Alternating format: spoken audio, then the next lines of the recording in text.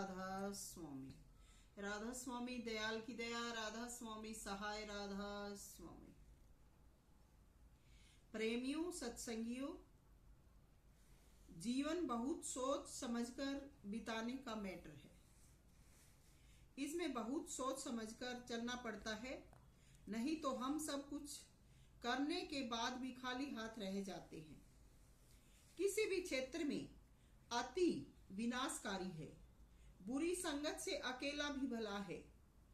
अगर हम लाखों की भीड़ में हैं और उस भीड़ में, उस तबके में गुण नहीं है, वो तबका गुण रहित है, तो भी हम सेफ व सुरक्षित नहीं हैं, क्योंकि ये भीड़ हो हल्ला करने वालों की होती है। और जब जीवन में कठिन और दुख घड़ियां आती हैं, तो ये भीड़, ये हो हल्ला सब के सब हमें छोड़कर चल देते हैं और हमारा फिर बुरा कर्म हो जाता है। चाहे लाखों में रहें या अकेले में, लाखों की भीड़ से अकेले रहकर अच्छा कर्म करना फलदायक है, क्योंकि हमारा गवाह खुदा होता है और वो हमें लाखों की भीड़ में भी देखता है। तो घबराओ मत, हम अकेले नहीं हैं, मालिक हमारे साथ है। हमेशा अपने आप को नेक कर्म करते हुए मालिक के साथ पाएं। मालिक ही हमारी फोर्स है, मालिक ही हमारी सिक्योरिटी है। जीवन भागते हुए के पीछे भागने का या भीड़ में गुम होने का मैटर नहीं है। जीवन को सोच विचार कर जीना ही जीवन है। जब हम जीवन में ये सब कुछ अपनी आंखों से देख लेते हैं कि ये मार्ग बुरा है, इसमें झूठ है, इसमें फरेब है, इसमें धोखा है, और सब कुछ जानकर भी बार बार उसी में फंसते हैं, उन्हीं आदतों में गिरते हैं, तो ये हमारी मंद बुद्धि का प्रतीक है। ऐसे चलते हुए को न गुरु बचा सकता है, न भगवान बचा सकता है। किसी भी मजहब में जाना बुरा नहीं है, लेकिन जिस मजहब में झूठ फरेब छल कपट हो, उस मजहब से बंद कर मर जाना बुरा है। सत्संग सत्संग सभी चिल्लाते हैं, गुरु गुरु सभी चिल्लाते हैं, लेकिन मैं ये कहती हूं कि आज तक जितने भी संत फकीर औलिया पीर पैगंबर जितने भी आए, किसी ने भी सत्संग नहीं किया। सभी ने मार्ग को तय किया, मार्ग दर्शन की कुछ, मालिक दर्शन की कुछ रूहानियत व खुशी हासिल की, मगर सत्य में नहीं जिए। ये आज तक धरा पर जीवन बहादुर भाव तक का वर्णन कर दिया है। कोई भी मालिक के इस जीवन में नहीं पहुंचा, नहीं जिया। ये कोई जादू मंत्र की कला नहीं है। जन्म जन्मांतरों का कठोर तप का परिणाम होता है, और इस जीवन में भी जन्म से लेकर आजीवन कठोर तप, मेहनत व सहनत रहना पड़ता है। मगर हर चीज का अपवाद है। युद्ध भूमि में अगर दो सूरवीर लड़ रहे हों, तो एक को बैठना नहीं चाहिए। युद्ध बराबर लड़ना पड़ता है, लड़ना चाहिए, मगर संत मत युद्ध भूमि नहीं, समझदारी का मैटर है। जब भी विपरीत विचार या विपरीत भाव का जीवन आता है, उसे छोड़ दें, और अगर उसके बाद भी बात न बने और तलवार सिर तक आ जाए, तो पीछे नहीं हटे, फिर मुकाबला करें। संत मत में तलवार से नहीं, कर्म से, यानी अच्छे कर्म से जीता जाता है, अच्छे भाव से जीता जाता है। वैसे तो सब जीवन मालिक के हाथ है। दोनों ही प्रकार का, दोनों ही रूपों में जीवन, पाप का, धर्म का, पुण्य का और सच्चाई का, झूठ का, हर जीवन को मालिक ही चलाता है। किसी भी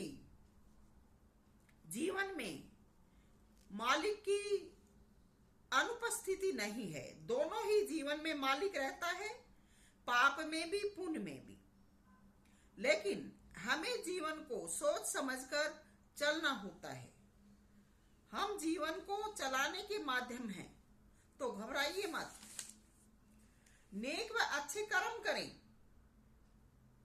फिलहाल में परिणाम हमें चाहे कठोर मिले, चाहे परिणाम हमें अच्छा न मिले, लेकिन अच्छा ही कर्म करें।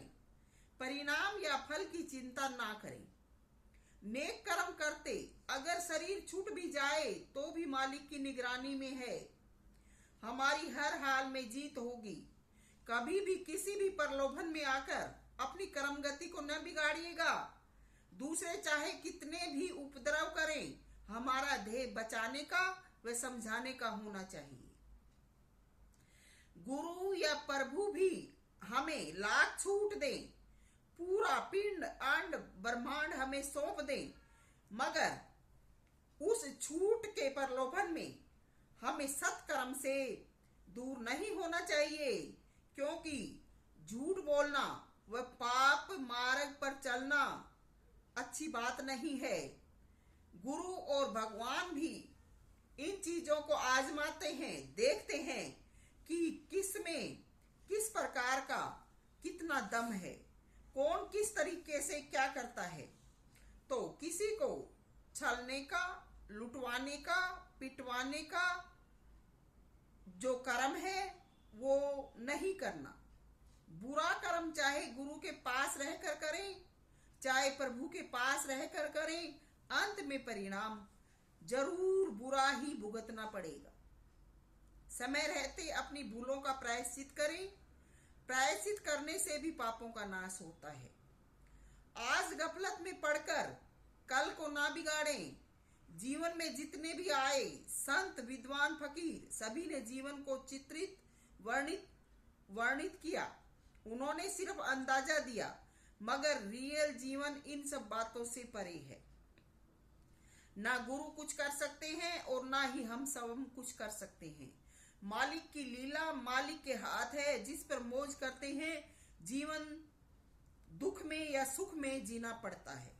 संत जिस सुख का आनंद या जिक्र करते हैं, ये सब झूठ है। मगर यहां स्मरणीय बात यह है कि मालिक जब चाहेंगे, हमें जन्म मरण का जो आवागमन है, चक्कर है, उससे मुक्त करके हमें सदा के लिए सवम में सुला लेंगे, और ये अथाह सुख है। कोई अगर मानव देह धर के अगर सोचे कि हम सुख भोगेंगे या हमें सुख मिलेगा, तो सुख नहीं मिलेगा। हमारी जीवन लीला मालिक के हाथ है। कोई ये कहता है कि ये सुख है, वो सुख है, इन चीजों में, ये जीवों में उमंग भरी जाती है। बाकी सब जीवन, मानव का जो इंसानी जीवन है वैसा ही परमात्मा जीवन है, क्योंकि परमात्मा भी इंसानी शरीर को धारण करता है। और इंसानी शरीर में जब इतनी प्रॉब्लम, इतने दुख आते हैं, तो परमात्मा को भी इन्हीं परेशानियों से, इन दुखों से, तकलीफों से गुजरना पड़ता है। तो दुख सुख दोनों ही चलते हैं।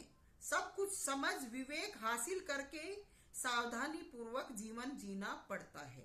मालिक का नाम सुख प्राप्ति के लिए नहीं भजना, सुख प्राप्ति भी कामना है, मगर हमें कामना रहित जीवन जीना है।